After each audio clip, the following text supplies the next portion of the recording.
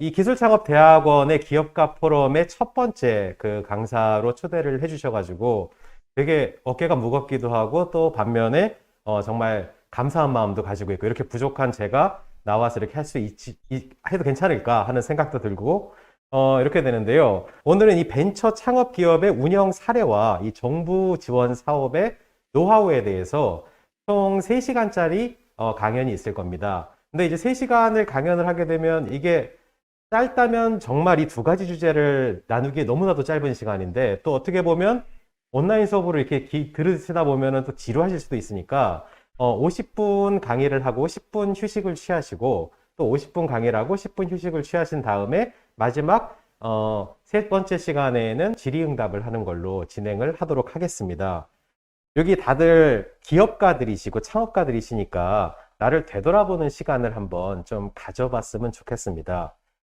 저희가 일반적으로 OW1H다 그래서 누가 무엇을 언제 어디서 왜 어떻게 뭐 이제 이런 것들이 있잖아요. 그래서 여러분들은 과연 어떤 생각과 어떤 아이템을 가지고 언제 어디서 왜 창업을 하셨나요?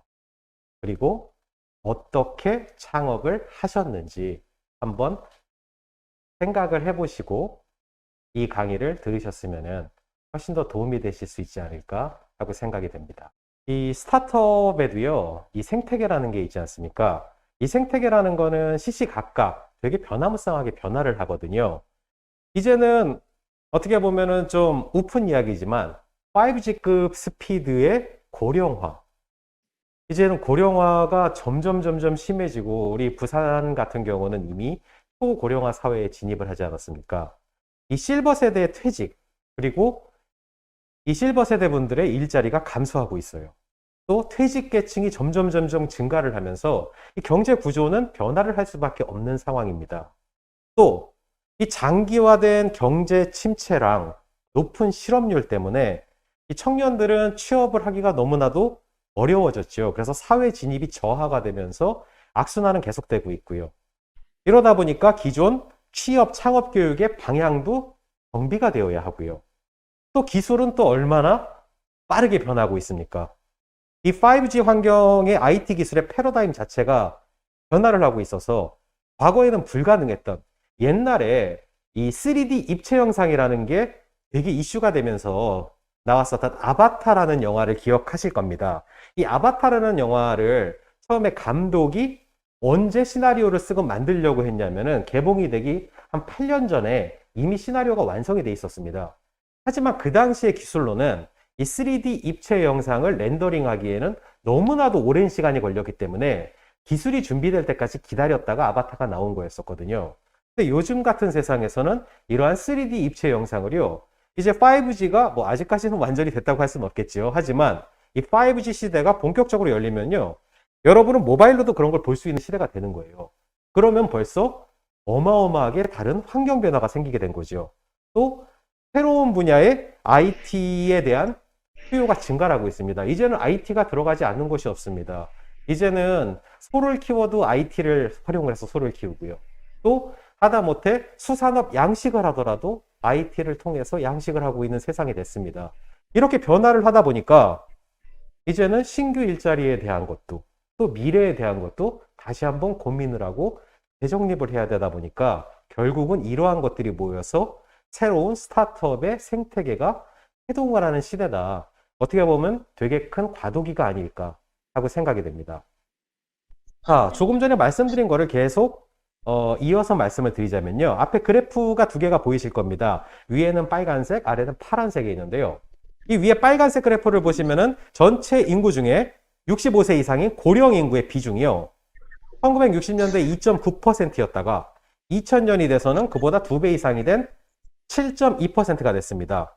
대략 한 40년 정도가 걸려서 2배가 조금 넘게 늘었죠. 근데 2020년이 됐을 때는 15.8%.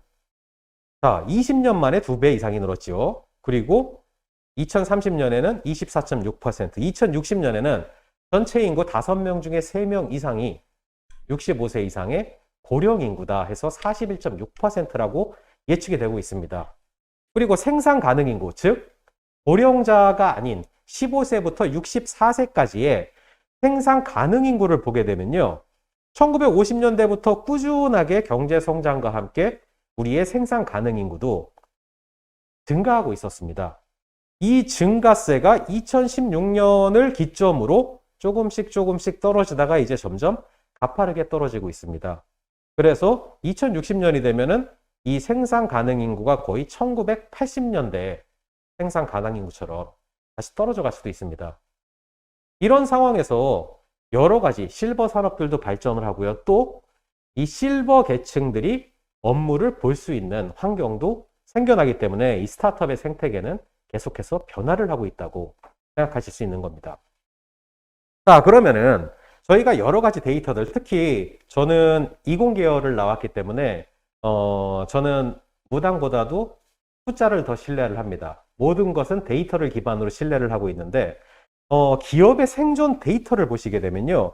이 신생률과 소멸률 이런 것들이 그래프상에서 나오죠.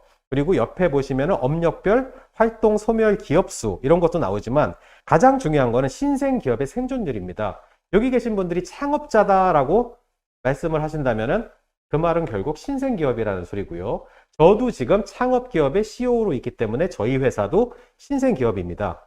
자, 뭐 우리가 제이커브라고도 이야기를 하고요. 뭐 죽음의 계곡 이런 이야기도 하고 이렇게 하지만 자, 신생 기업이요. 1년 내에 생존할 확률은 64.8%라는 통계청의 결과가 있습니다. 64.8% 꽤 높아 보이죠? 그래도 1년 안에 세 곳 중에 한 곳이 문을 닫는다는 소리입니다. 자, 그러면은 5년 생존율을 보게 되었을 때 소위 말해서 J커브에서 국자 모양이 딱 끝나갈 때쯤 됐을 때 결국 32.1%, 즉 10개 중에서 7개는 이미 소멸이 되었다. 즉 10명 중에서 3등 안에 들어가야지만이 살아남을 수 있다 라는 거죠. 자, 전통적인 J커브. 자, J커브가 뭔지 잘 모르시는 분들도 계실 테니까요. 이 J커브는 국자 모양으로 생긴 커브를 이야기를 합니다.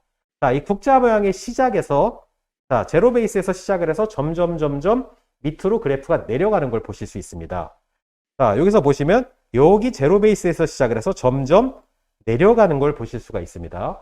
이 말은 무엇이냐면은 신생기업이기 때문에 우리는 계속 돈을 투자를 합니다. 하지만 아직까지는 제품이 없기 때문에 어떻게 되죠? 돈을 벌지는 못하죠.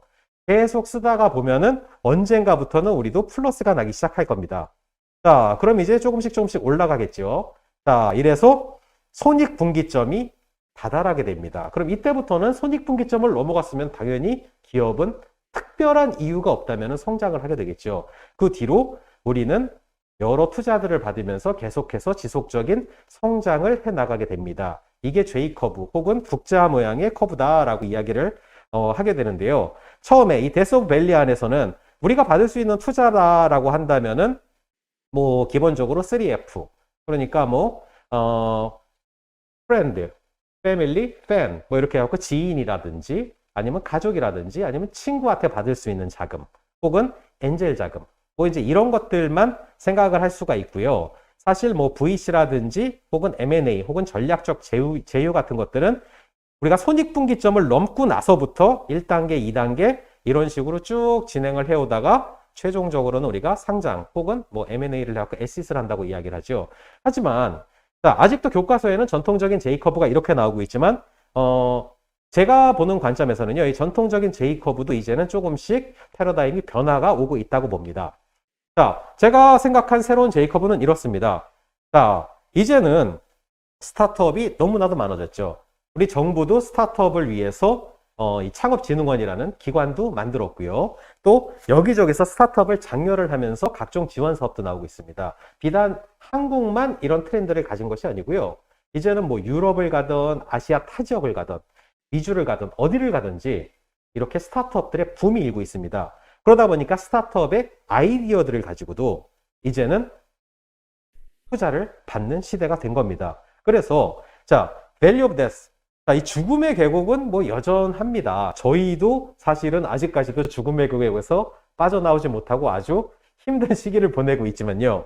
하지만 투자의 단계가 이 죽음의 계곡 안에서부터 이루어지기 시작을 했다는 게 어떻게 보면 지금이 정말로 좋은 아이디어와 여러분들의 노하우를 지니고 있다면은 아주 좋은 시기가 아닐까라고 생각이 됩니다.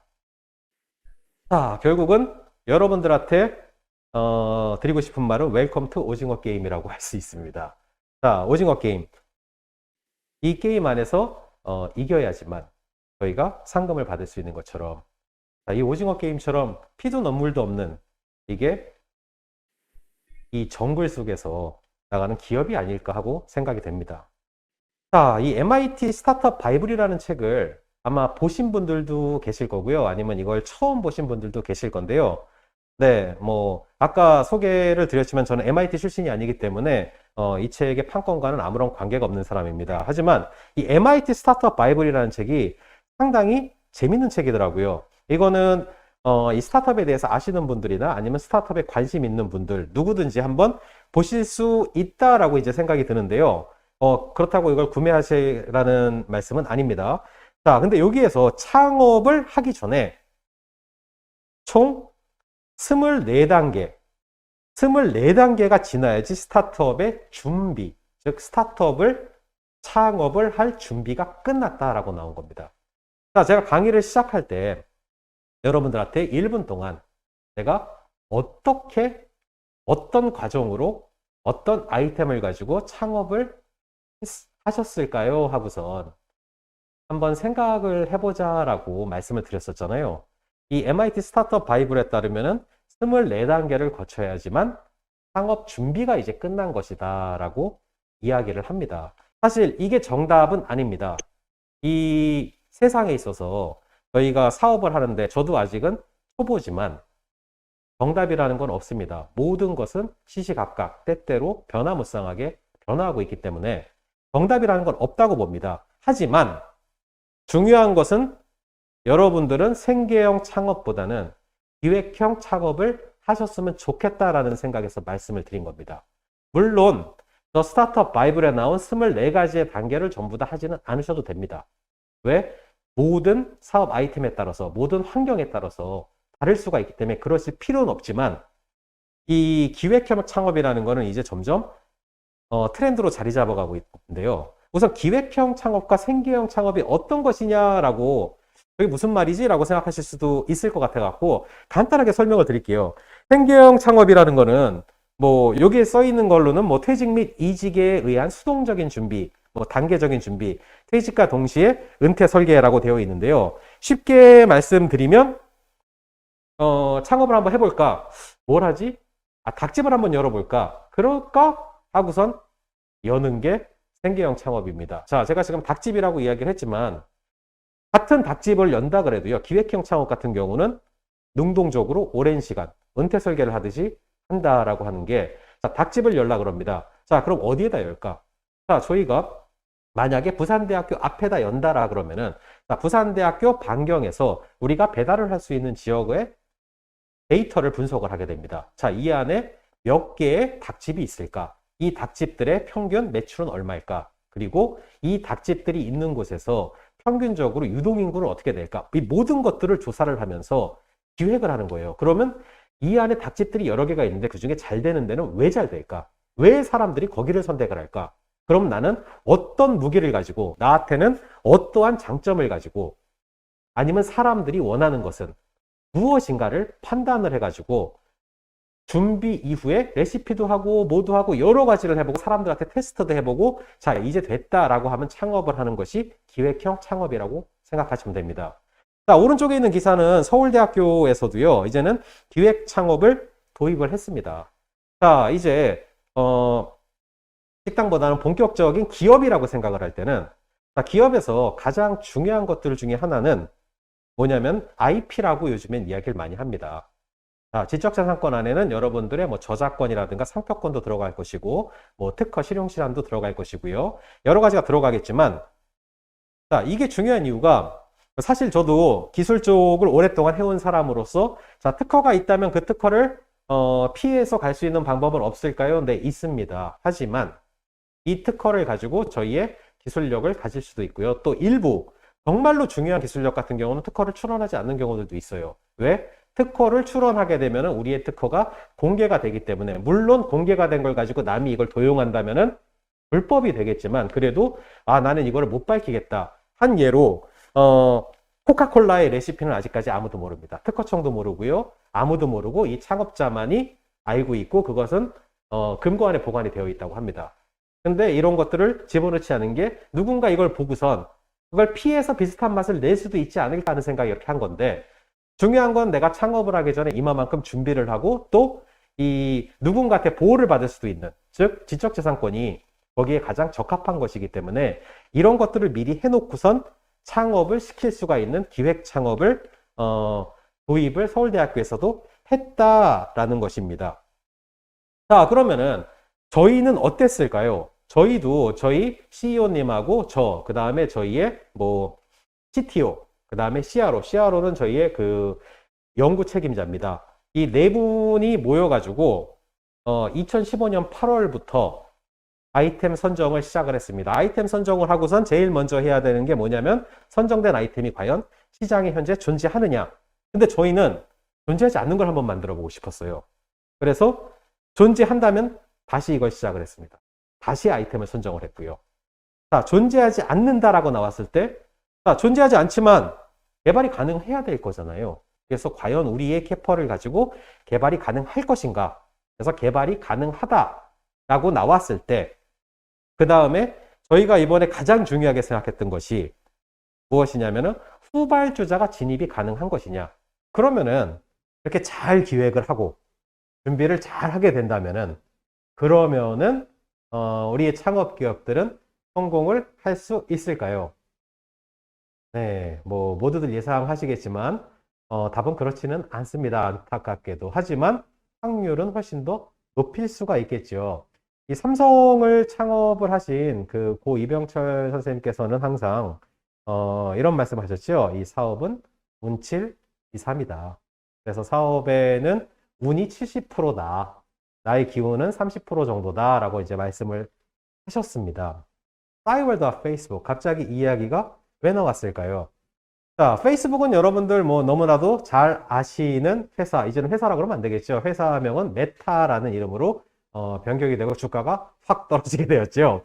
자, 어쨌든 이 마크 저커버그, 하버드를 다니고 있을 때 여자친구랑 헤어지고선 홧김에, 자, 학교에 있는 모든 여학생들의 데이터베이스를 해킹을 해서 여학생들의 정보를 볼 수 있게 했었던 것이 지금의 페이스북의 시초가 되었습니다. 그랬는데 이 페이스북보다도 훨씬 더 진보된 솔루션이 있었습니다. 자, 여러분들도 잘 아시는 싸이월드.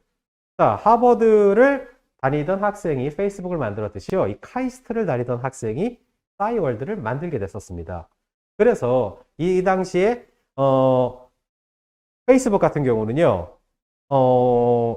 별게 없었어요. 그냥 미국 대학의 이메일 계정을 가진 사람들만 쓸 수가 있었었고요. 사실은 게시판 정도의 기능밖에 없었었는데요. 싸이월드는 앨범, 게시판, 갤러리 여러 가지들이 있었습니다. 그래서 저커버그도 이 싸이월드를 보고선 이 싸이월드에서 많은 것을 벤치마킹을 해서 지금의 페이스북에 나오게 됐습니다. 자, 지금 보시면은 앞에 있는 그 그래프가 있습니다. 앞에 있는 요 그래프를 보시게 되면은 옛날 랭키닷컴에서 2011년도에 모았었던 데이터인데요. 이때만 보시더라도 사실상 10대, 20대들은 싸이월드를 더 많이 사용을 했었습니다. 3, 4, 50대들이 페이북을 더 많이 사용을 했다고 하지만 사실 30대들은 큰 차이가 없었지요. 이제 4, 50대들은 페이스북, 왜냐 컴퓨터를 잘 못하셨으니까 그랬는데, 이렇게 잘했던 싸이월드가 결국 지금은 망하느냐 마느냐의 기로에 놓여져 있고, 그리고 오른쪽 아래 그래프를 보시게 되면요, 이 그래프 수직으로 쭉 상승을 하시는 걸 볼 수가 있죠. 이게 뭐냐면요, 페이스북의 사용자, 즉 언제부터 2003년부터 해가지고 쭉 2018년도까지 늘어난 페이스북의 사용자입니다. 자, 이렇게 페이스북은 승승장구할 때 동안 싸이월드는 결국 지금은 다시 부활했다라고 하지만 아직도 큰 관심은 못 끌고 있고 결국은 망하게 됐었었죠. 자, 그러면 저희가 지금 싸이월드와 페이스북을 이야기를 하고 있는데 갑자기 뜬금없이 운칠기삼을 이야기하다가 근데 더 뜬금없는 분이 위에 계시죠. 자, 여러분들도 잘 아시는 이분. 이분은 스티브 잡스. 네. 애플의 창업자이자 아이폰을 전 세계에 내놓으신 그분 맞습니다. 네, 근데 갑자기 뜬금없이 싸이월드와 페이스북에서 이런 이야기가 왜 나오냐? 라는 생각을 하시는 분들도 계실 텐데요. 자, 요 시점, 우리가 2003년도에 페이스북이 이때부터 승승장구하는 시점을 볼 필요가 있습니다. 자, 물론 페이스북도 이렇게 될 줄 몰랐었겠죠. 하지만 이때 저 위에 있는 저 뜬금없는 저분께서 아이폰이라는 새로운 문물을 가지고 나오십니다. 그러면서 거기에 유연하게 대응을 했던 페이스북은 모바일로 사용할 수 있는 뭐라 그럴까요? SNS, 자, 소셜 네트워크 서비스라는, 즉 우리의 사회 관계망을 만들 수 있는 서비스로서 어마어마하게 가파르게 성장을 했고, 반면 PC의 베이스를 고수를 하던 싸이월드는 반대의 길로 접어들게 되었죠. 이 운이라는 게 중요한 거예요. 정말로 좋은 아이템으로 먼저 시작을 했었지만 이 운 때, 아이폰이라는 게 생기는 이 운 때문에 사실 이 스티브 잡스가 나온 김에 추가적인 그 이야기를 한 번 더 드리자면, 원래는 애플이 창업을 할 때요, 공동 창업자가 한 분이 더 있었습니다. 다른 한 분이 더 있었고 그분이 되게 중요한 역할이었어요. 어떤 역할이었냐면은, 애플은 돈이 없었습니다. 다들 돈이 없던 창업자들 때문에 이 한 분이 본인의 부동산을 담보로 해서 애플에 돈을 댔습니다. 즉 이분의 주식이 가장 많았었죠. 그랬는데 이분이 이거 너무 위험하다. 그렇죠. 스타트업에서 여기 지금 다들 사장님들이시니까 잘 아실 거 아닙니까? 우리 대표님들이 가장 어려운 거, 가장 힘든 거, 뭐 월급날, 우리 장고 볼 때 얼마나 마음이 아픕니까? 그러니까 돈을 냈었던 이분께서, 가장 많은 대주주였던 분께서 나 더 이상 못하겠어 하고선 털고 나가십니다. 그래서 그분은 망했고 나머지 두 분은 전 세계적인 갑부가 되셨죠. 이것도 어떻게 보면 운치일기삼의 좋은 예라고 할 수 있습니다. 자, 또 한 가지. 판도라 TV와 유튜브. 자, 판도라 TV는요, 전 세계 최초의 뭐라 그럴까요? OTT 플랫폼입니다. 우리가 지금은 OTT라고 하면은 누가 뭐라 그래도 유튜브를 먼저 생각을 하겠지만, 자, 사용자들이 생산해내는 여러 가지 컨텐츠, 이거를 가장 먼저 생각을 해내고, 그리고 또 이 모든 것이 온라인에서 누구나 편하게 볼 수 있게 만든 것이 판도라 TV였었습니다. 사실상 이 판도라 TV가 2004년도에 창업을 하고 서비스를 시작을 했는데요. 실제로 판도라 TV가 이 서비스를 진행을 하고 나서 뭐라고 이야기를 했었냐면은, 1년이 지나고 2005년도에 기사해 보잖아요. 그러면은 국내 시장의 성과에 만족하지 않고 해외로 진출을 해서 글로벌 개인 인터넷 방송 시대를 주도해 나갈 것이다.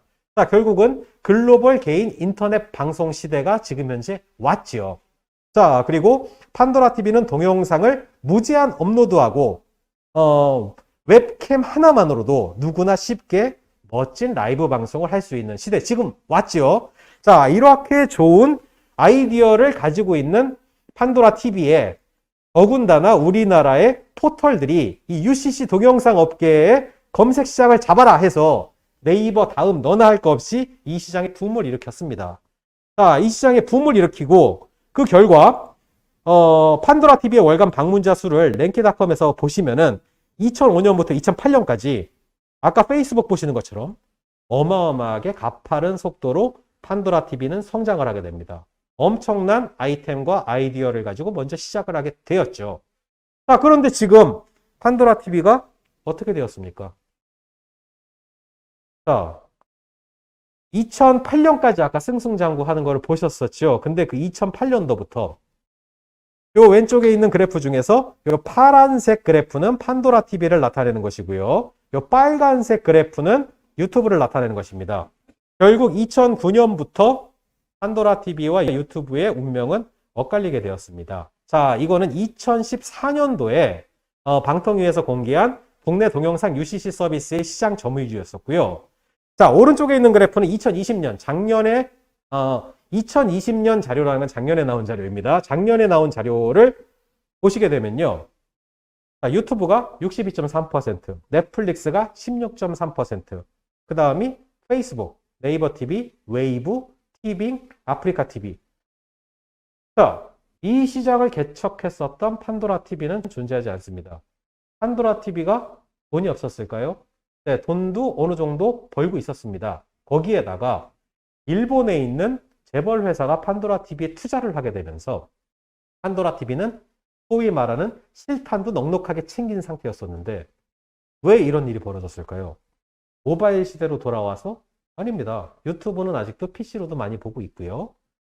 자, 이 시점이 중요한데 2008년도부터 2009년도 사이에 정말로 판도라 TV가 어마어마하게 내려가는 걸 볼 수 있습니다. 사실은 판도라 TV뿐만이 아니고요. 국내에 있었던 다음 TV, 뭐 네이버 TV, 아니면은 뭐 아프리카 TV, 뭐 팝콘 TV 등등 그 당시에 있었던 대부분의 서비스들이요. 어마어마하게 추락을 하는 걸 볼 수 있습니다. 사실 저도 이 부분이 이해가 잘 안 가요. 이때 어떤 일이 있었었냐면요.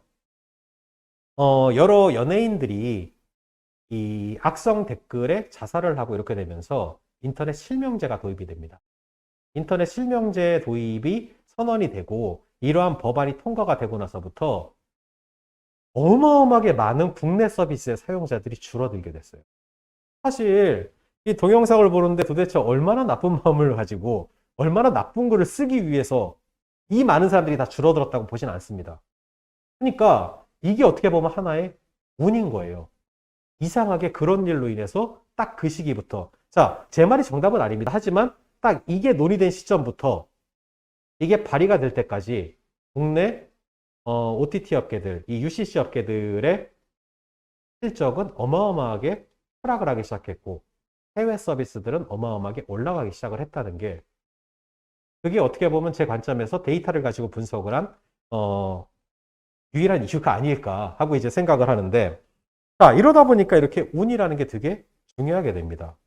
자, 다음은 이 운에 대해서 제가 또 한 가지 회사를 소개를 드릴 건데요. 이분 같은 경우는 페이지를 먼저 넘겨서 보여드리겠습니다. 클리어원이라는 회사 혹시 들어보신 적 있으신가요? 거의 못 들어보셨을 거예요. 자, 클리어원이라는 회사는 몰라도요, 이 회사의 제품은 다들 아실 겁니다. 에스컬레이터에 자동으로 소독을 시켜주는 기계 옆에 딱 부착이 돼갖고 계속 소독이 되는 거. 그럼 다들 지금 이러고 끄덕끄덕 거리실 건데요. 자, 이게 어떻게 된 거냐면요. 이 대표님께서 사실 이걸 만든 분은 대표가 아니고 부사장님이십니다. 이 부사장님께서 딸이랑 같이 에스컬레이터를 타는데 이 딸이 너무 이제 뭐라 그럴까요? 청결에 대해서 너무나도 예민해가지고 이 딸이 에스컬레이터에 이 손잡이를 잡질 않는 거예요. 왜냐하면 더러울 수도 있으니까. 그러다가 넘어지는 사고가 납니다. 물론 크게 다치지는 않았었는데 이걸 보시고 이걸 상시 소독을 해주고 청결하게 만들 수 있는 방법이 없을까를 고민을 하셨다가 이분이 이 클리어원이라는 제품을 만들게 됩니다. 그런데 아니 그냥 청소 아주머니들이 계시면 다 청소해 주는데 뭘 그걸 유난스럽게 소독을 하느냐 해가지고 결국은 거의 아무도 사지를 않게 돼요. 그러다 보니까 이분이 어떻게 됐냐? 네, 결국 신용불량자가 되는 이런 안타까운 사건이 일어나니까 지금의 대표이사가 이분의 형님이십니다. 돈을 지원을 해줍니다. 뭐 그렇게 큰 돈은 아니었지만 지원을 해주면서 1년만 한번 버텨보자 라고 하고 1년이 지나가고 있었습니다. 그러다가 코로나19 사태가 2019년도에 벌어지게 됩니다. 코로나 사태가 벌어지고선 어떻게 됐냐? 뭐 여기 신문에서 나오시는 대로 폐업 위기에서 코로나로 대박. 자, 이렇게 해가지고 매출이 100배 이상이 올라가게 됩니다. 그리고 이제는 전 세계에서 이 공장을 24시간 돌려도 모자랄 정도로 찍어내고 계시대요. 근데 이렇게 이제 계속 찍어내고 있을 때는 또 무언가 새로운 거를 R&D를 하신 거. 이분도 참 대단하신 분인 것 같아요. 정말로 부지런하신 분이고. 그래서 이제는 뭐냐면은 마스크를 소독하는 기계. 그러니까 3초면은 코로나 바이러스까지 마스크에 코로나 바이러스가 침투를 해서 묻어 있어도 싹 다 잡아주는 제품이 나오게 된 거예요. 그러니까 또 한 번 제 2차 대박이 나게 된 거예요. 사실은 이분뿐만이 아니고 이분은 이미 실종 불량자였었고 이분의 형님마저도 같이 나락으로 떨어질 수도 있었던 겁니다. 하지만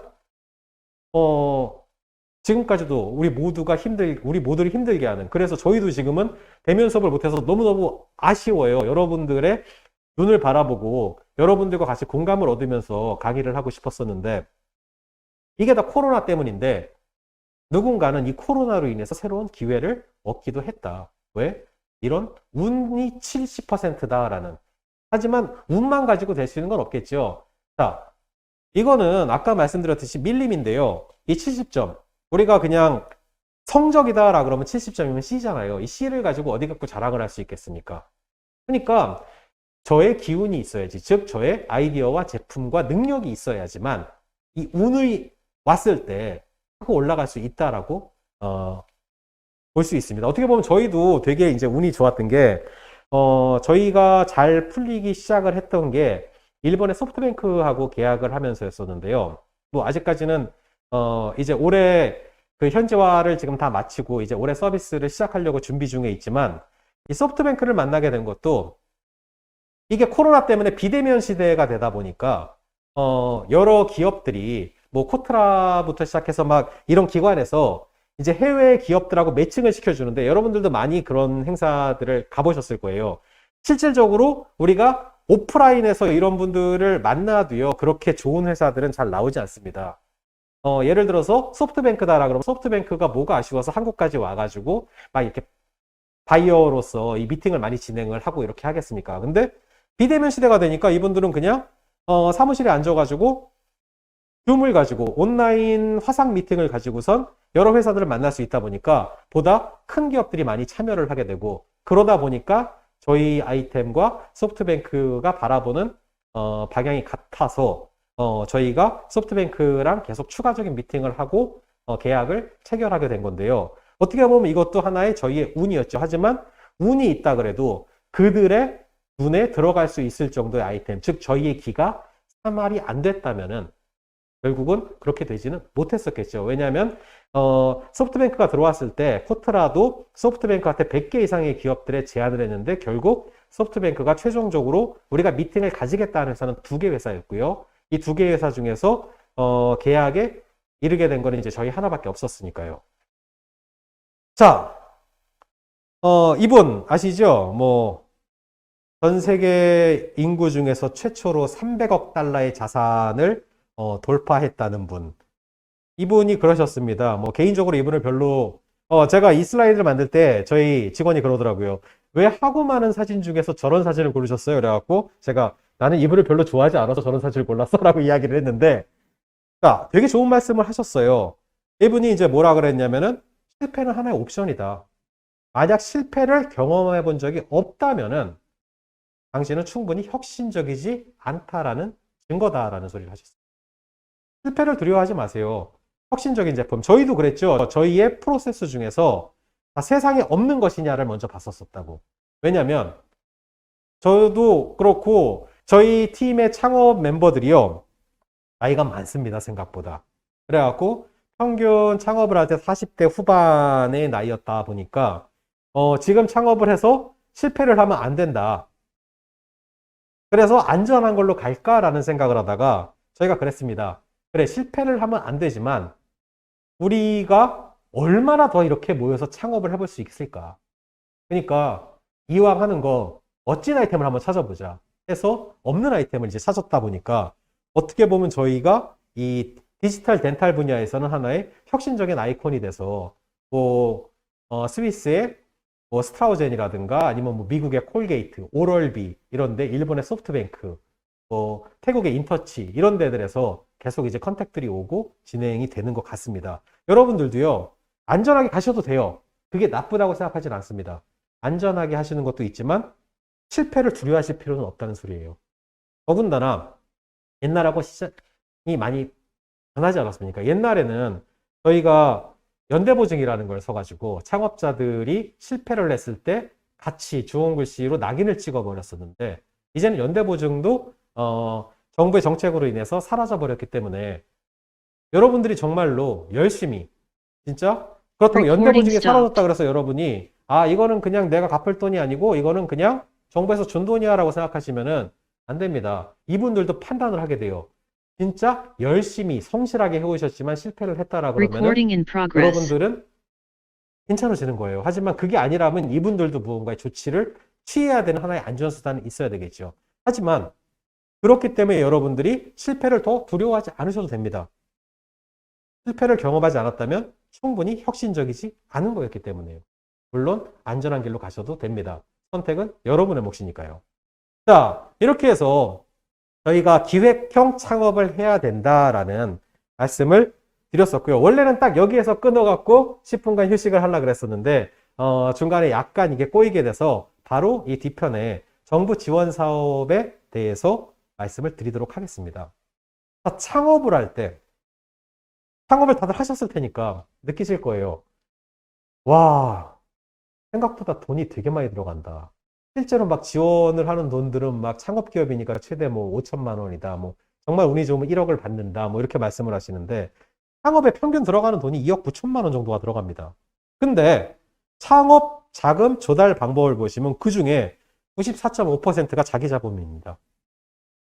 즉 대부분이 자기 자본이에요. 근데 이게 94.5%가 아닙니다. 옆에 보시면은 대출. 강사님 100%가 넘어가면 잘못된 거 아닌가요? 네, 근데 여기 보시면 복수응답입니다. 자, 2등이 대출이에요. 3등이 개인 차용입니다. 결국은 다 창업자가 짊어지고 가는 게 대부분이라는 소리죠. 자, 창업에 어려움을 느끼는 요소 중에서 가장 큰 게 72%가 자금 확보입니다. 저희도 이 C레벨 4명에서 자금 확보 때문에 어마어마하게 힘든 길을 걷고 있는데 자, 두 번째가 실패에 대한 두려움. 하지만 아까 일론 머스크가 이야기한 것처럼 실패에 대해서 두려움을 가질 필요가 없습니다. 실패는 하나의 옵션일 뿐이니까.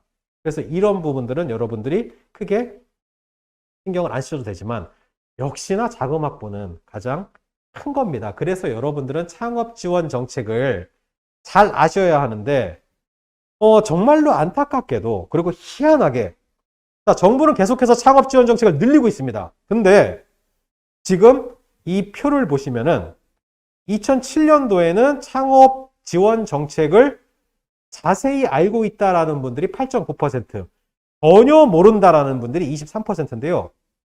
2년이 지난 2019년 창업 지원 정책에 대해서 자세히 안다는 2.4%로 어마어마하게 많이 감소를 했어요. 반면 창업 지원 정책에 대해서 전혀 모른다는 55.7%로 큰 폭으로 증가를 했죠.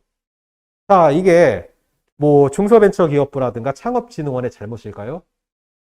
그렇다고 보지는 않습니다. 이분들이 충분히 홍보를 안 해서 이렇다는 것보다 창업에 대한 지원 정책이 많다 보니까 너도 나도 창업, 하지만 기획형 창업이 아닌 생계형 창업으로 그냥 묻지마 투자처럼 묻지마 창업을 하는 분들이 늘다 보니까 정부 지원 정책이요? 그게 뭔데요? 먹는 건가? 라고 생각하시고 창업을 하시는 분들이 더 많아지신다. 그리고 창업자가 너무 많아지다 보니까 사실상 이런 거에 대해서 자세히 알아보지 않은 생계형 창업들이 늘어났다라고 하는 반증입니다. 그렇기 때문에 우리는 더 기획을 중요하게 생각을 해야 된다라고 생각을 합니다. 자, 그러면은 이 사업 계획에 대해서 우리가 공부를 해야 되나? 자, 이거를 가르쳐 달라라고 그러는 분들이 되게 많으세요. 근데 물론 기본적으로 약간은 그런 게 있지만 공부를 해야 하나 말아야 되나 어떤 책이 좋아요? 라고 이제 말씀을 많이들 하시더라고요. 어떤 교재를 가지고 공부를 할까요?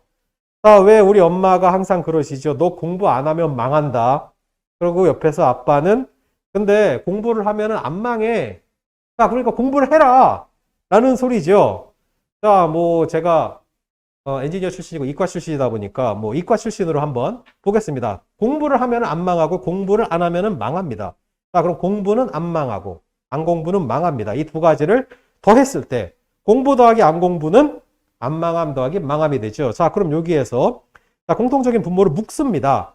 그러면은 공부 가로 열고 아이고 머리 아프다 갑자기 수학에 나왔어 라고 생각하시겠지만 한번 보세요. 공부 가로 열고 1 더하기 안이 나오고요. 망함 가로 열고 안 더하기 1이 나오게 되겠죠.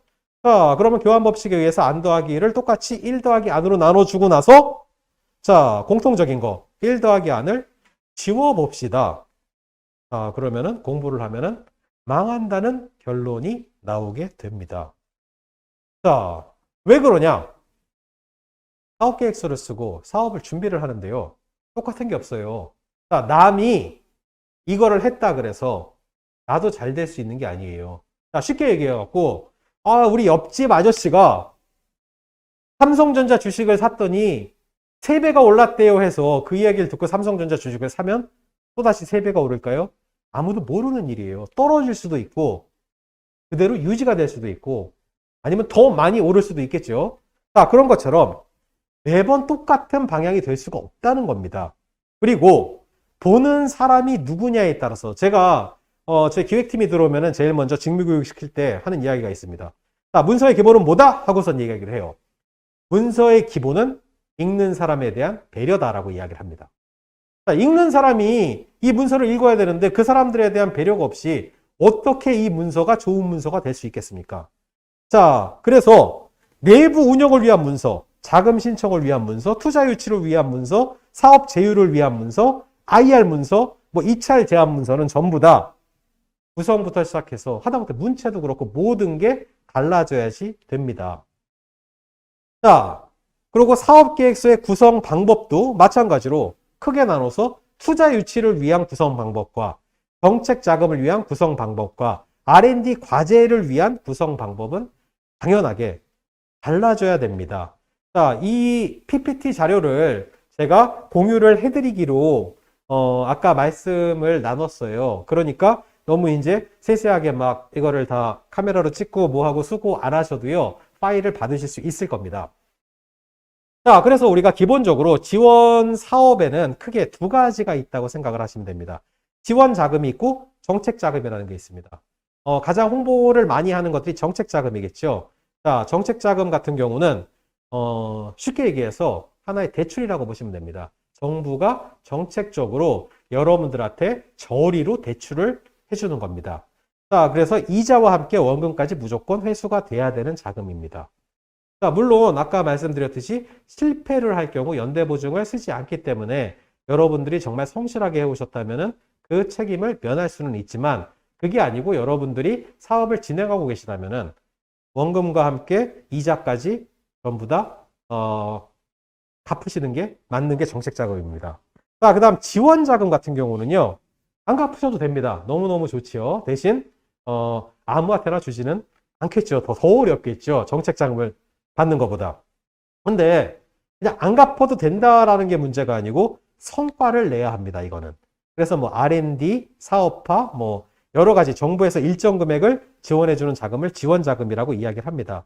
자, 정책자금은 좀 전에 말씀드렸듯이 기보, 신보, 중진공, 신용보증재단 이걸 가장 크게 4군데로 보시면 됩니다. 물론 그 이상의 자금도 존재를 하지만 가장 큰 곳은 기보, 기술보증기금.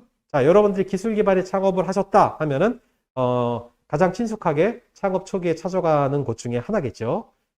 또한 여러분들이 벤처기업이다라고 한다면은 벤처기업을 받기 위해서는 가장 많이 찾아가는 곳들이 기술보증기금이라든지 중소벤처기업진흥공단, 자, 그다음 신용보증기금도 있고요. 또 지역신용보증재단도 있습니다.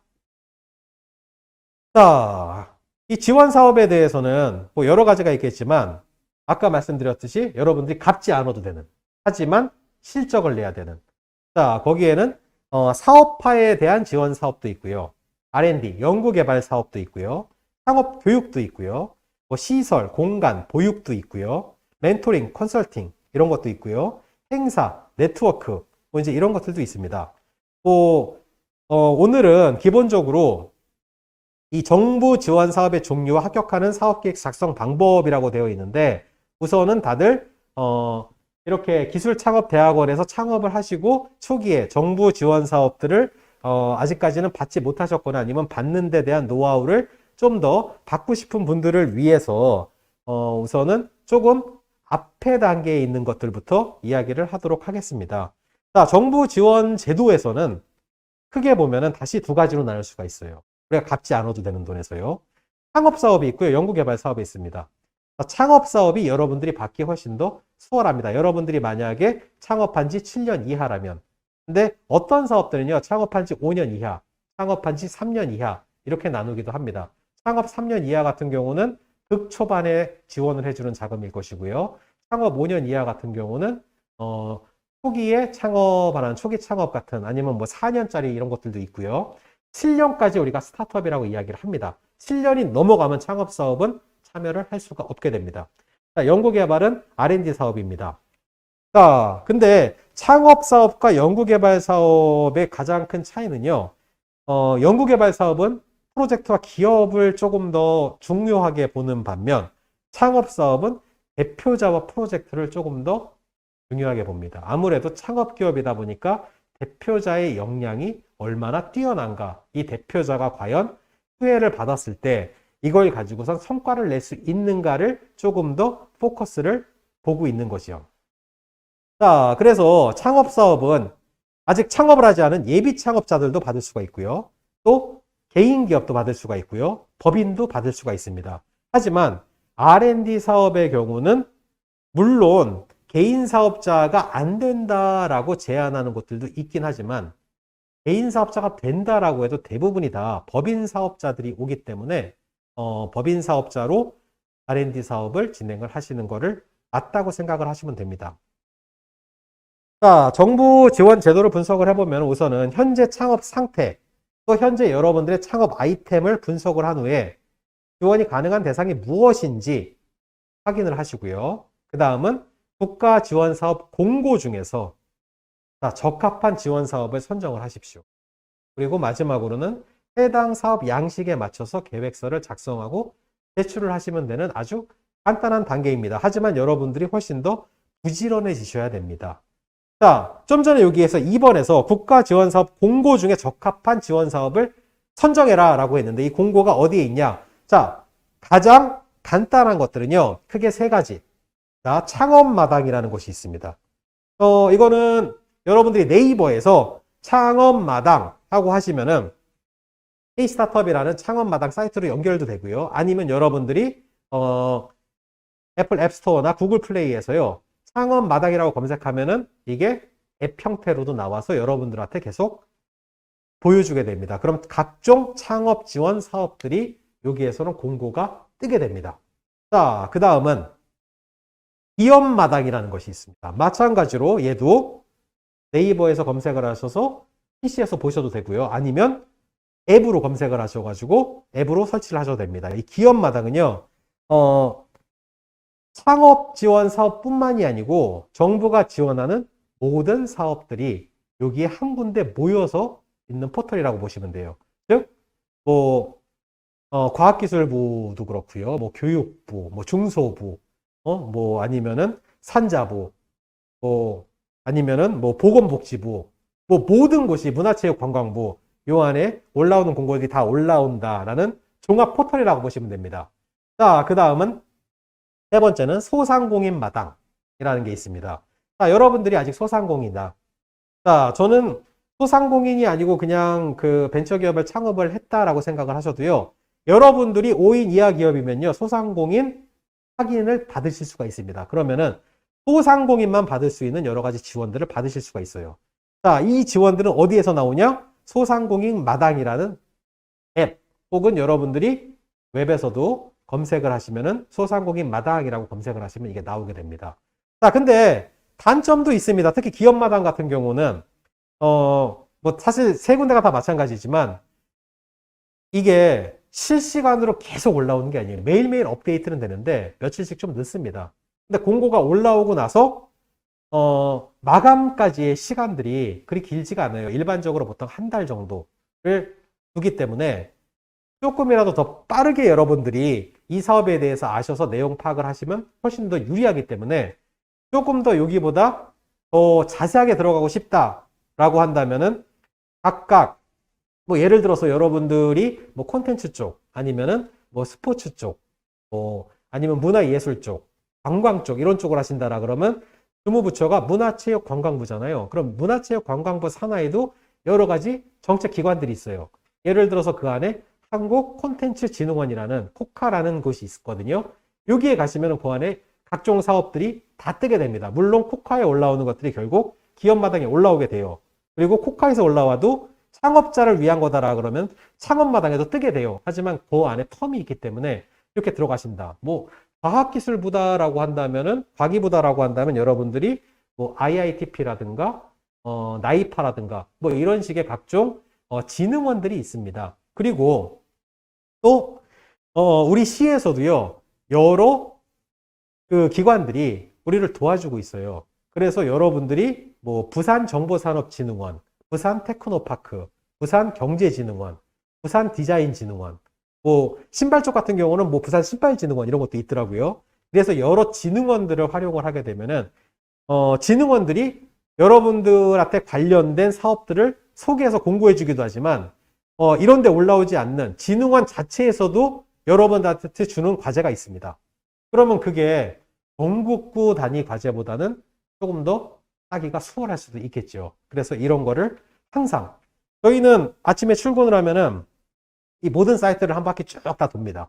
돌아가지고 새로운 사업이 뜬 게 있나, 이 사업 중에서 우리가 할 수 있는 것들이 있나. 왜냐면은 이 정부 사업을 너무 많이 해도 뭐 좋지는 않다라는 이야기들도 하지만 그 사실 저희 입장은 그래요. 스타트업 기업에 무슨 돈이 있습니까? 그러면은 저희가 정말로 열심히 할 자신이 있다면은 일부는 정부의 자금을 지원을 받아서 저희가 진행을 해도 얼마나 좋습니까? 그러면은. 그리고 거기에 있어서 저희는 실적을 내면 되는 것이고 이 실적에 대해서 너무 스트레스 받지 않고 어떻게든지 실적을 내기 위해서 사업을 하는 거잖아요. 실제 우리는 사업에 대해서 스트레스를 받지만 정부에서 내라는 실적에 대해서 스트레스는 받지 않아요. 왜냐하면 정부가 저희를 감시하고 감독을 하면서 막 닥달을 하면서 야 너네 100개 판다 그러고 왜 99개밖에 못 팔았어? 라고 이야기를 하진 않습니다. 저희가 열심히 하면서 일부에 대해서는 좀 초과 실적을 달성할 수도 있고 일부는 그거보다 조금 부족할 수도 있지만 유두리 있게 같이 계속 담당자랑 이야기를 해나간다면은 여러 가지 문제들이 풀릴 수가 있어요. 하지만 담당자한테 이야기하지 않고 저희가 5가지 중에 3가지를 못 맞췄는데 그냥 가만히 있었어요. 그러면 나중에는 문제가 생길 수도 있는 거죠. 왜냐하면 실적을 내지 못했으니까. 하지만 이런 국가 제도들을 여러분들이 활용하시는 거를 추천을 드립니다. 뭐 국가의 제도들은 뭐 창업 초기 아니면 예비 창업자 이런 분들에 대한 것들도 뭐 제가 이렇게 표로 만들어 놨으니까 한번 시간이 되실 때 여러 가지 할 이야기들이 많으니까 시간이 되실 때 제가 배포해 드리는 자료들을 보시는 것도 아주 좋을 것 같습니다. 그러면 제 포지션 안에서 이런 것들을 하면은 어떨까라고 조금 더 쉽게 보실 수가 있을 것 같습니다. 자, 그리고 패키지 사업이 있습니다. 저희 이번 이 포럼도 보니까 이 초기 창업 패키지에서 관련이 되신 것 같은데 보면은 창업 패키지라는 게 있어요. 자, 예비 창업 패키지. 창업하기 전이겠죠. 그 다음 초기 창업 패키지. 창업 초반이겠죠. 창업 도약 패키지. 초기 창업 패키지를 하신 분들이 그 뒤에 도약 패키지까지도 하실 수가 있습니다. 이 사업의 내용들도 한번 배포되는 자료를 보시면 좋을 것 같습니다. 저희도 예비 창업 패키지는 하지 않았는데요. 초기 창업 패키지를 진행을 했었고요. 창업 도약 패키지도 진행을 했습니다.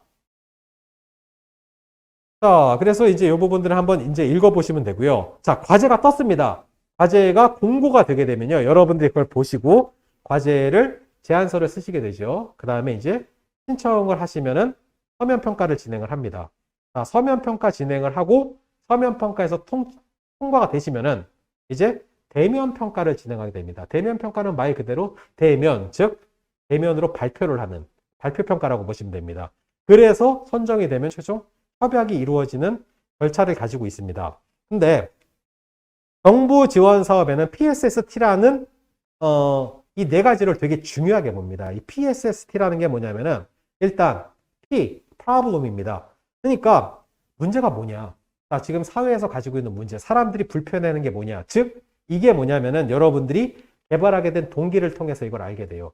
여러분의 창업 동기가 뭐냐 이거를 가지고선 창업지원과제에서는 그래서 이걸 보고선 과연 이 사람들이 프로블럼이 뭔지 이 문제가 뭔지를 생각을 하고선 이 아이디어를 가졌느냐라는 걸 판단을 하는 거예요. 자, 그 다음 R&D 사업에서는 이걸 가지고 기술의 개요라고 합니다. 기술의 개요에서 프로블럼이 녹아져 있는지 아닌지를 보는 거예요. 자, 프로블럼 문제가 있었으면 거기에 대한 솔루션 해결책을 줘야 되겠죠. 자, 그래서 이러한 사회적인 문제 혹은 이러한 사람들의 불편함, 이런 것들을 우리는 이렇게 해결을 할 겁니다. 라는 게 이제 솔루션인데요. 이건 이제 창업 아이템의 사업화 전략, 그 다음에 R&D 과제에서는 기술 개발의 목적과 가능성, 그다음 타당성 이런 거를 가지고 평가를 하게 됩니다. 자, 그 다음에 이제 S는 뭐냐면 스케일업. 자, 그래서 이거를 어떤 시장에 어떻게 적용을 할래? 자, 창업에서는 조금 더 여기서는 복잡해져요. 자, 자금을 어떻게 조달을 할 계획이고 시장을 어떻게 진입을 할 것이고 그 다음에 애신 목표와 전략은 어떻게 되느냐라는 걸 보고요. R&D 사업에서는 이거보다는 아무래도 이제 창업 단계보다는 조금 더 지났다라고 생각을 하니까 자, 적용 가능한 시장이 어디냐? 그리고 이 시장에서 너네가 어떤 틈새로 어떻게 파고들어서 어떻게 성장을 시킬 것이냐? 라는 거에 대한 조금 더 간단하지만 조금 더 구체적인 거를 원하게 되죠. 그 다음 마지막은 T입니다. 자, T는 힘입니다. 자, 대표자. 뭐 창업에서는 대표자가 가장 중요하다고 하지만 대표자도 그렇고 팀원의 보유 역량. 그 다음에 이 팀이 사회적 가치를 실현할 수 있느냐. 자, 뭐 사회적 가치라고 해서 거창하게 생각하실 필요가 없습니다. 저희 굿네이버스는 뭐 이런 게 아니고요. 여러분들이 그런 사회공헌을 꼭 한다라기보다도 여러분들의 아이템을 통해서 사람들이 보다 행복하거나 보다 편안해질 수 있으면 그런 것들도 하나의 사회적 가치 실현이라고 보시면 되고요. 자, 이렇게 되는 거래 갖고 이 네 가지 PSST. 자, 문제가 뭔지 파악을 하고 이 문제에 대한 해결책을 제시를 한 다음에 이거를 우리가 시장에 어떻게 진입을 시킬 것이고 우리는 이런 팀이니까 만들 수 있다라는 거를 여러분들이 잘 인식을 시켜야 되는 게 가장 중요합니다. 그냥 우리는 아이템이 있어요. 이 아이템은 좋아요. 그리고 이 아이템을 갖고 돈 많이 벌어요. 내 경력은 이래요. 하면은 크게 공감이 안 갑니다. 자, 모든 사업계획서는 제가 사업계획서를 쓰기 전에 항상 먼저 뭘 하라 그러냐면은 목차를 써갖고 오라 그럽니다. 자, 목차를 가지고 목차를 한참 읽어봐요. 목차만을 가지고 쭉 읽다가 빠꾸를 매겨요. 자, 재미없어. 무슨 말이냐? 모든 건 다 스토리가 있어야지 된다고 생각하고. 그러면은 이 목차만 보더라도 이 PSST가 들어가 있는지 아닌지를 생각을 하게 되는 거예요. 내용은 말할 것도 없이. 그러니까 여러분들이 한번 할 때 저는 목차 스토리텔링이라고 이야기를 하는데 이걸 가지고 자, 이러이러한 문제가 있어요. 근데 이 문제가 그냥 내가 주장하는 문제면 안 되잖아요. 그러니까 우리가 시장 조사를 해봤더니 사람도 이런 것들이 불편하고 이렇게 필요하다고 느끼더라고요. 근데 우리가 거기에서 이런 거를 개발을 했고 이런 거를 통해서 사람들의 가려운 부분을 긁어줄 수가 있습니다. 그리고 이게 나왔을 때 사람들한테 우리는 이렇게 알리게 되고 이런 시장에서 이렇게 진행을 해가지고 조금씩 파일을 키워나가겠습니다.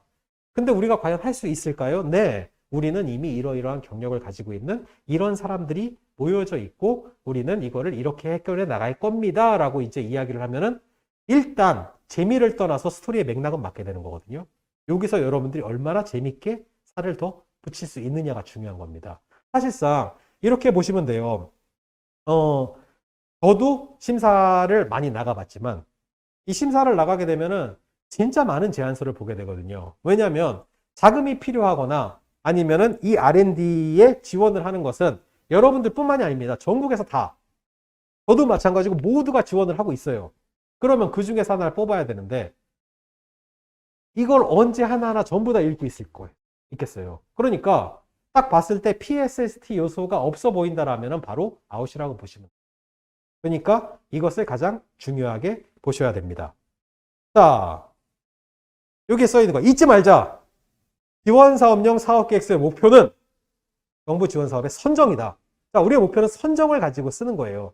한번 시도해 볼까? 이게 아니고 그거 얼마나 시간이 아까워요. 우리의 목표는 선정으로. 하지만 썼다고 전부 다 되지는 않습니다. 저희도 썼다고 모두가 되지는 않아요. 하지만 항상 우리의 목표는 선정이다라고 생각을 하고서 쓰셔야 됩니다.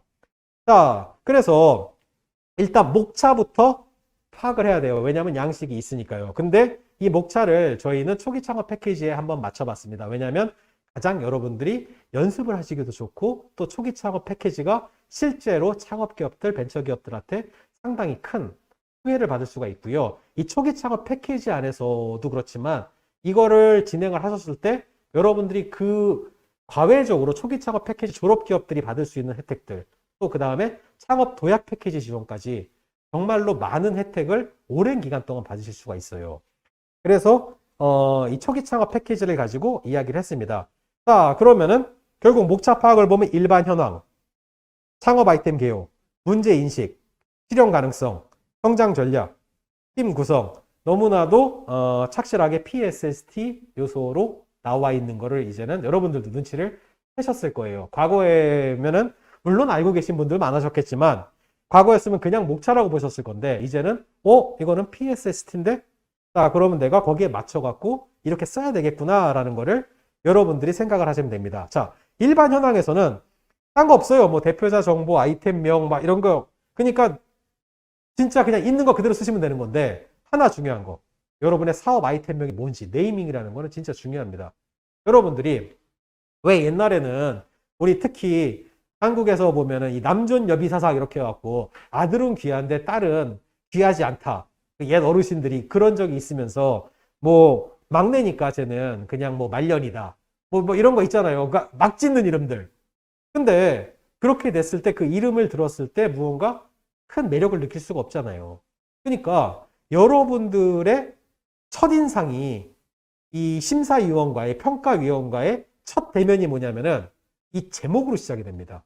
이 제목으로 읽고서 흥미가 없어진다면은 선택받지 못할 확률도 많거든요. 근데 너무 그냥 여러분들이 아시는 대로 쓰는 경우가 되게 많아요. 아니면 너무 간단하게 뭐 경락용 마사지기 하면은 아무런 매력이 없거든요. 이게 뭔지만 알려주는 거지. 그래서 사업 아이템명을 잘 쓰셔야 됩니다. 그 다음 창업 아이템 개요.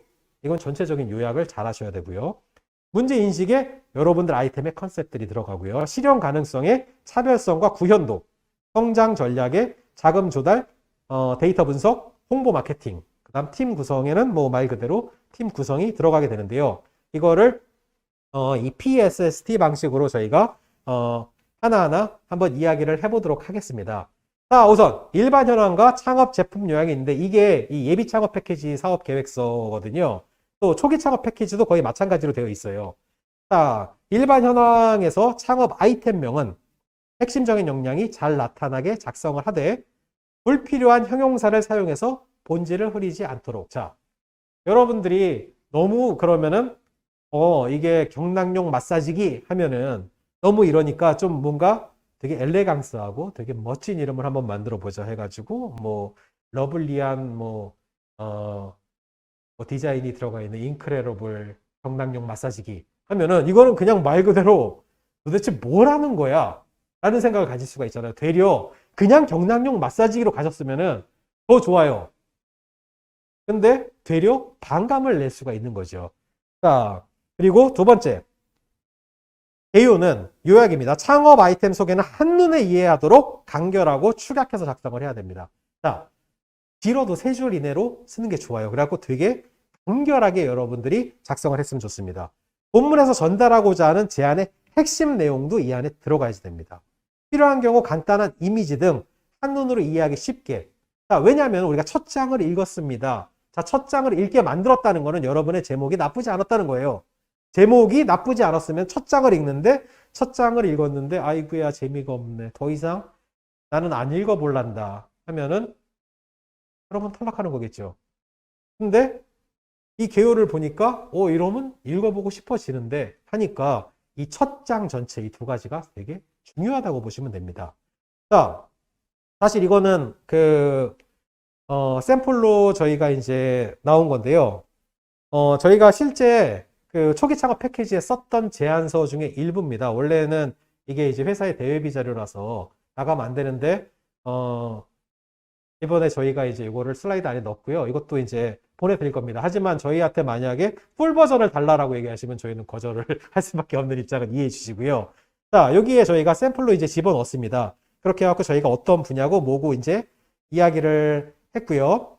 자, 여기에 보시면은 제품 서비스 개요 할 때 요 서비스 소개를 요만큼으로 저희가 만들었어요. 이거보다 길지 않게. 자, 왜냐면은 옆에 써 있는 이게 제품명이 뭐고 제품 구성은 어떻게 돼 있고 이러한 폼들이 있잖아요. 그럼 결국 한글의 양식상 여기까지는 이 칸이 나올 수밖에 없어요. 여기가.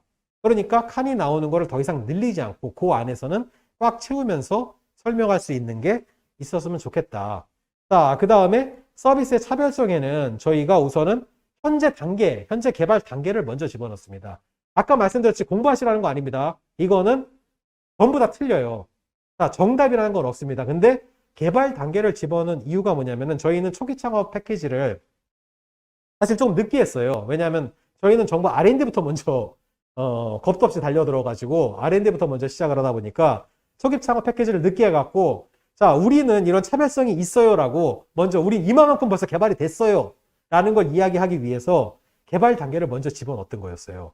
그 다음에 우리의 차별성이 어떤 것이다 라는 걸 집어넣고 자, 그리고 우리의 국내외 시장 목표는 각각 시장 세그멘트에 따라서 시장 세그멘트는 저희는 이제 플랫폼이다 보니까 일반인들이 사용하는 B2C부터 시작해서 뭐 병원에서 사용하는 비즈니스 투 비즈니스 B2B도 있고요. 또 지자체나 정부에서 그러니까 학교라든가 보건소, 관공서에서 사용하는 B2G 모델도 있다 보니까 시장의 세그멘트별로 우리의 목표 시장은 이렇게 됩니다.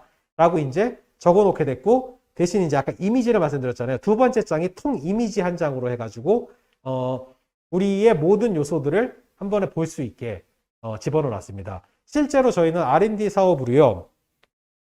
지금까지 이렇게 말씀을 다 드려도 되는지는 모르겠는데 4년 동안 정부 R&D 사업으로만 100억 이상을 수출을 했습니다. 100억 이상을 수출을 할 때 저희가 모든 첫 장에는 이미지를 가지고서 누구든지 보기 예쁘고 보기 쉽게 쓰는 거를 되게 강조를 합니다. 그렇게 해서 이걸 다 써놓고도 그거를 한 20번, 30번 다시 수정을 해요. 다시 한번 기획팀끼리 서로 간에 협의를 하면서 자, 이게 더 읽기 쉬워, 저게 더 읽기 쉬워. 왜냐하면 내가 이해하는 게 중요한 게 아니고 나의 기술을 모르는 이 평가위원들이 읽는 게 더 중요하잖아요. 그렇게 해갖고 이제 쓰게 되거든요. 사실 제가 이제 미국에서 공부를 할 때 진짜 생각지도 못했던 과목에서 너무너무 어려운 경우가 있었어요. 그게 뭐였냐면은 테크니컬 라이팅이라는 영어 과목이었어요. 근데 사실상 저희가 이 라이팅에 관련된 거는 대학교 1학년, 2학년 때 이미 다 배웠는데 테크니컬 라이팅이라는 걸 3학년 때 배우더라고요. 근데 저희 교수님이 참 재밌는 분이셨는데 주제들을 내주세요. 자, 오늘은 TV의 작동 방법에 대해서 한번 우리가 써볼까? 하고선 자, 성적은 어떻게 매기냐면은 내가 여러분들이 제출한 보고서를 가지고 우리 엄마 자, 우리 엄마는 지금 현재 92세신데 우리 엄마한테 가갖고 여러분들이 쓴 거를 다 주게 된다. 그러면은 엄마가 그거를 읽고선 내가 엄마한테 물어봐. 자, 여기에서 몇 퍼센트를 위해서 자, TV를 끌려면 어떻게 해야 될까요? 자, 엄마 채널을 다시 검색하려면 어떻게 해야 될까요? 하고선 이 어머니가 답변하시는 거에 따라서 그러니까 얼마나 이 페이퍼를 갖고 이해시켰냐에 따라서 점수를 매긴대요. 그래갖고 너무 황당했어, 처음에는. 진짜 멘붕이 온 거예요. 도대체 이걸 어떻게 써야 될까? 예를 들어가지고 컴퓨터에서 엑셀 사용법에 대해서 자 95세 노인한테 여러분이 쓴다고 생각을 해보세요. 얼마나 어렵겠어요. 근데 처음에 그렇고 다들 불만이 많았는데 지금 와서 생각을 해보면은 그게 가장 크게 도움이 되는 거예요. 왜냐하면 우리가 아무리 혁신적인 걸 개발해도요. 쓰는 사람이 이해를 못하면 안 돼요. 근데 쓰는 사람들이 다 우리처럼 아이디어가 있고 기술이 있고 이런 게 아니거든요. 일반인들이 누구나 사용하기 쉽게 해야 되기 때문에 최대한 여러분들은 이분들이 이해할 수 있게 하기 위해서 구식화도 써야지 되고 이분들이 더 이해하기 쉽게 위해서 조금 더 예쁘게 만들고 더 간결하게 만들고 해야 될 필요가 있다라는 겁니다. 자, 그래서 여러분들이 물론 이제 이것도 여러분들이 한번 보시고 앞으로 자주 쓰셨으면 좋겠어요. 자, 이거는 뭐냐면 셀프 체크리스트입니다. 그래서 여러분들이 1점에서 5점까지 이 8개의 문항에 대해서 한번 평가를 해보시고 이게 안 좋다라 그러면 또 한번 수정을 하시면 됩니다. 그래서 여러분들의 셀프 체크가 전부 다 뭐 5점 이러면 너무 좋겠지만 최소한 나쁘지 않을 때 여러분들이 제출을 하시면 된다라는 겁니다. 자, 그럼 이제 두 번째 파트 문제 인식 파트입니다. 자, 문제 인식에는 아이템의 개발 동기. 자, 그러면 뭐라 그랬죠? 프로블럼이라 그랬죠? PSST 첫 번째. 자, 문제. 불편함을 정의합니다. 고객들의 문제. 자, 근데 여기에서 본인 스토리가 들어가면 더 좋겠죠. 자, 예를 들어서 저희 같은 경우도 이 창업 아이템을 시작을 할 때 뭐였었냐면은 저희는 이제 모바일로 하는 헬스케어잖아요. 그러니까 이 밤에 애가 되게 이제 아팠었는데 이 주변에 친한 의사들이 있으면은 그 의사들한테 정말 친하다면은 밤이라도 전화를 해가지고 우리 아이가 아픈데 이러이러해야 되는데 어떻게 해야 돼요? 자, 이러면 그분들한테 진단을 내려달라기보다 지금 병원 가야 될지 안 가야 될지가 중요한 거 아니에요. 그래는데 실제로 그런 경우가 있었어요. 이야기를 하니까 열이 너무 높은 거예요, 애가. 그래갖고 아는 의사분한테 전화를 걸었더니 이분이 하시는 말씀이 괜찮습니다. 그냥 그 얼음찜질을 애한테 30분 정도 해주신 다음에 열이 안 내리면 응급실에 가시고 열이 내린다면 그냥 재우시면 됩니다 해가지고 얼음찜질을 해줬는데 열이 내린 거예요. 왜냐면 사실 응급실에 가게 되면 에피도 뽑아야죠. 뭐도 해야 되죠. 기본 루틴 검사라는 게 있으니까. 또 너무 새벽이 늦었으니까 응급실밖에 갈 수가 없는데. 근데 이렇게 하고 해결을 한 거예요. 그러니까 만약에 누구든지 모바일 앱 하나를 통해서 내가 치과에 가야 될지 아니면 괜찮을지를 알 수 있다면 얼마나 좋을까라는 거에서 저희는 시작을 했거든요. 그게 저희의 개발 동기였고 사실상 그게 대표이사가 겪었던 실제 스토리였었습니다. 그러니까 이런 걸 가지고 했는데 자, 내가 주장한다고 해가지고 정말 남들도 그렇게 생각할까가 문제잖아요. 그러니까 정말 이 문제가 문제인가?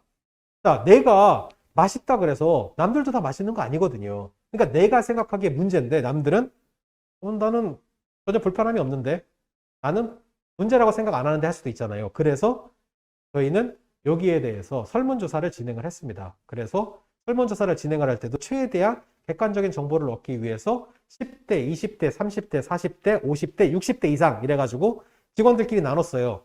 자, 자네는 20대니까 20대에 30명의 답변을 받아오세요. 자, 자네는 30대니까 30대에 이걸 받아오세요. 막 이러고 부모님 중에서 뭐 지금 50대인 분 계셔? 그래갖고 이제 50대에 30명을 받아오세요. 막 이런 식으로 해가지고 각각 나이대별로 최대한 이걸 맞춰가지고 진행을 했습니다. 그래갖고 이분들도 저희랑 같은 문제를 느끼고 있다라는 걸 이야기를 했고요. 정말 이 문제가 정의가 잘 되어야지 이 사람들이 이 뒤를 읽을 만한 가치가 있다고 생각이 돼요. 자, 그 다음에 목적, 문제를 해결하기 위한 서비스, 제품 내용의 기재, 해결 가능한 역량에 맞게 목적을 기출할 것 해서 자, 여기도 저희가 마찬가지로 샘플을 집어넣습니다. 자, 그래갖고 보시면은 여기도 그림 보이시죠? 이 그림상에서 저희가 문제가 일반인들한테 우리나라 다빈도 질병, 즉 가장 많이 걸리는 질병 1위가 구강질환입니다. 그리고 우리나라에서 가장 많이 돈을 쓰는 1위가 구강질환입니다. 자, 우리가 일반적으로는 감기가 가장 많이 걸린다고 생각을 하는데 구강질환이 1위예요. 그게 1, 2년 동안 이어져 온 게 아니고 거의 지난 10년 동안 다 평균을 내도 1위입니다. 그리고 이 구강질환자 수는 우리나라 인구의 73%. 자, 그리고 의원급 치과 비율이 우리나라의 99.2%. 즉, 이 말은 뭐냐면은 우리가 이야기하고자 하는 게 뭐였었냐면은 데이터가 모일 수가 없는 구조다. 왜? 우리나라의 99% 이상이 의원인데 의원끼리의 데이터들이 다 있다 그래도 그게 공유되는 플랫폼이 없잖아요. 그러다 보니까 일반 치과가 아닌 메디컬 같은 경우는 이 종합병원의 비율이 되게 높거든요. 그러니까 종합병원의 데이터만 가지고도 의미 있는 게 나오는데 치과는 그게 쉽지가 않은 거예요. 자, 그리고 경영난을 겪는 치과가 95.5%다.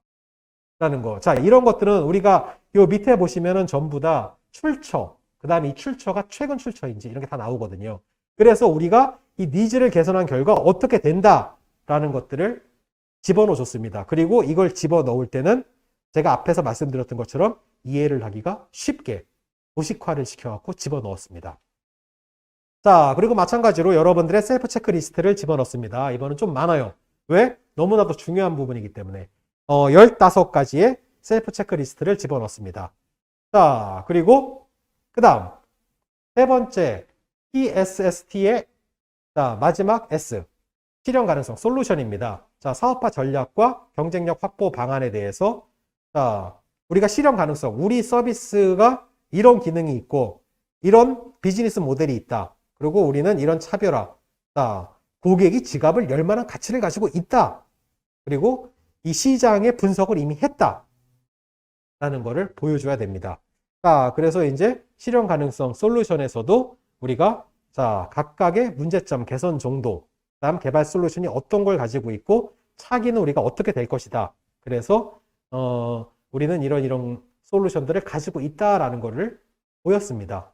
자, 뭐 여기도 마찬가지로 셀프 체크리스트 14가지의 셀프 체크리스트를 넣습니다. 아까랑 못지않게 문제 못지않게 이 문제를 해결한다라는 거니까 여기도 14가지의 체크리스트가 있습니다. 자, 저기 뭐야? 세 번째가 아니라 두 번째네요. 자, 프로블럼 솔루션. 그 다음 이번에 스케일업, 성장 전략. 그래서 자금 소요는 어떻게 될 것이냐? 내수 시장, 또 해외 시장, 어떻게 우리가 진행할 것이냐? 이 자금이라는 거는 정말 중요합니다. 왜냐면은 어느 정도 정부도요, R&D 사업을 많이 하는 회사들을 좋아합니다. 왜? 그만큼 성공적으로 끝냈으니까 얘들은 프로세스를 아는구나 라고 하는데 처음 사업을 하신 분들 관리할 때 너무 힘들어 하세요. 왜냐면은 이 예상치 못한 것들 때문에 막 우왕좌왕 하시면서 자금 소요도 계획이랑 틀리고 이런 부분들이 있어가지고 우리가 이 자금 소요 내역에 대해서 많이 이제 써야지 됩니다. 하지만 이 자금 소요 내역들 같은 경우는 회사 내부의 협의 결과 보여드릴 수는 좀 없다라고 이제 이야기를 이제 했지만 자, 여러분들이 어떤 자금이 필요하고 또 이 자금을 가지고서 어떻게 쓸 것이다. 대신 저희가 이제 금액의 적정성이라든가 자금의 필요성 같은 경우는 공개를 했습니다. 이래서 우리는 인건비와 개발 장비, 시제품 제작을 해야 되고 광고 선전비가 필요하다. 그리고 금액의 적정성이 인건비가 총 6인이 투입됐고 이 중에 우리가 현물 산정 4인의 인건비를 구성해서 대응 자금 중에 현물로 구성했다. 뭐 이제 이런 것들도 있고요. 장비나 재료비는 이러이러한 거를 위해서 우리가 이런 부분들을 구입을 했다. 그리고 광고 선전비는 우리가 멕시코에서 개최되는 헬스케어 위크에 참가를 하고 여기에 대해서 홍보 활동을 위해서 제작과 자체 홍보를 위한 바이럴 광고, 뭐 버스 쉘터 광고 이런 것들을 진행하겠다 해갖고 정확한 금액들을 산출해서 이제 집어넣었었고요. 그 다음에 내수 시장은 어떻게 확보를 하고 해외 시장은 어떻게 확보를 하려고 하고 있다라는 우리의 계획을 넣어줬습니다. 자, 여기에는 이제 8가지 파트. 뭐 8가지라고 아까보다 반 정도밖에 안 중요하다가 아니고 이 자금 계산이 잘 돼 있어야 되고요. 이게 현실적이어야지만이 선정이 될 수가 있다고 보시면 됩니다. 자, 마지막으로 팀 구성. 팀 구성은 역량인데 아까 말씀드렸듯이 R&D랑은 다르게 창업은 대표자의 역량이 가장 중요합니다. 근데 R&D 사업은 대표자의 역량이 중요하지 않느냐? 이게 아니고요. R&D 사업에서는 과제 책임자라는 게 있습니다. 이 과제 책임자가 이 과제에 총대를 메고 이끌어 나가는 사람이에요. 그래서 이 과제 책임자의 역량이 어마어마하게 중요하게 됩니다. 물론 팀의 역량도 중요하고요. 자, 그래서 이제 팀 구성들은 저희 팀에 여기는 개인정보가 들어가 있기 때문에 이거를 뺐지만 여기에 들어가는 게 뭐냐면은 이 팀원의 이름이 뭐고 이 팀원의 뭐 나이는 어떻게 되고 이 팀원의 경력은 어떻게 되고 직책은 어떻게 되고 어떠한 경험들을 해왔는지 이런 거에 대해서 이제 집어넣은 것입니다. 자, 그리고 우리가 추가 인력을 고용을 하려고 한다. 자, 정부에서는 이런 거 되게 필요로 하죠. 그 다음에 의무화되어 있는 것도 있고요. 그래서 인력들을 우리가 그냥 사람 고용 창출할게요 하는 게 아니고 언제 어떤 부서에 어떤 친구들을 투입을 하려고 한다. 이런 것들도 있고 자, 이 팀에는 또 우리의 업무 파트너들, 협력 기업들, 협력 기관들이 어떤 데가 있는가. 자, 우리 회사뿐만이 아니고 나의 네트워크를 통해서 이런 걸 할 수 있다라는 것도 보여주시면 좋습니다. 그리고 사회적 가치 실천 계획에서는 저희는 창업기업이잖아요. 그러다 보니까 외부적인 것보다는 내부적으로 우리가 직원들하고 미래성과 공유제를 도입을 했고 또 직무발명 보상제, 우리 직원들이 업무상 발명을 하면 우리가 거기에 대해서 보상을 주겠다. 그래서 저희 진짜 보상들이 다 나갔어요, 직원들한테. 그래서 직무발명 보상 우수기업으로도 선정이 됐었고요. 그 다음에 우리는 스톡옵션, 그 다음 일생활균형제, 뭐 내일채용공제 이런 것들을 다 진행을 하다 보니까 더 젊은이들이 많이 이제 오고 싶은 기업이 되게 된 거고 이래서 더 좋은 선순환적인 사회적인 가치를 실천을 했다라고 생각을 합니다. 자, 이렇게 해가지고 여기에는 6가지 사업 제안 내용과 연관된 대표자의 역량이 충분히 기술되어 있는가부터 시작해서 이 6가지의 체크리스트가 있습니다. 자, 이제 시간이 다 돼가지고 이제 다 끝났습니다, 사실. 그래서 이 서면평가에서는 잘 쓴다라는 생각보다요, 끝까지 써보는 게 중요합니다. 자, 회사에서 경력직을 뽑을 때도요, 내가 이런 걸 개발해 봤다가 아니고 풀사이클로 개발해서 초기부터 런칭까지 해봤습니까가 되게 중요하거든요. 그래서 끝까지 써보고 그걸 그 다음부터 수정을 하시면 됩니다. 그리고 표준 사업 계획서 양식, 양식은 바꾸면 안 됩니다. 그래서 핵심을 전달을 하시면 됩니다. 자, 이런 걸 가지고 서면 평가를 하게 될 거고요. 그 다음에 서면 평가에서 뽑히게 되면은 이제 대면 평가 일을 하게 되는데요. 대면 평가는 PPT를 보내셔야지 돼요. 자, PPT를 보내시는데 여기에서는 제일 중요한 게 시간이 정해져 있고요. 발표의 핵심 내용을 초기부터 언급을 하셔야 되고요. 내가 하고 싶은 말이 아니고 심사위원이 듣고 싶은 말을 해줘야 됩니다. 자, 그래서 여기는 저희가 샘플로 그냥 전체 페이지를 작게나마 집어넣습니다. 이것도 마찬가지로 크게는 회사 대회비기 때문에 보내드릴 수는 없지만, 자, 전체적으로 이런 구성으로 이제 되어 있다라는 거니까, 자, 이렇게 해가지고 저희가 이번 강의를 마쳤습니다. 자, 제가 아까 말씀드렸지 이 3시간이라는 게요. 길다면 길다고 할 수 있지만 전체적인 커버를 하기에는 너무나도 짧은 시간이에요. 그래서 조금은 급하게 했지만 대신 저희가 실무적인 실제 자료들을 요 안에 집어넣었고요. 또 이거를 여러분들한테 배포해 드린다고 했으니까 이것들을 참고해 보시고, 그리고 만약에 조금 이따 Q&A 시간을 갖겠지만 이후라도 저한테 이제 질문이 있으신 분들은 학교를 통해서 이제 제 그 컨택 포인트를 알아서 이렇게 하셔도 되고요. 아니면은 뭐 저희 그 QTT 웹사이트에 오시게 되면은 그 안에 질문하는欄들이 있으니까 거기서 질문을 하시면은 제가 그거 항상 확인하거든요. 그래갖고 거기에 대해서 답변을 드릴 수도 있습니다. 자, 현재 시간은 8시 51분인데요. 여러분들 그럼 10분간 휴식 취하시고선 마지막 Q&A 시간 갖도록 하겠습니다. 강의 듣느라고 수고 많으셨습니다.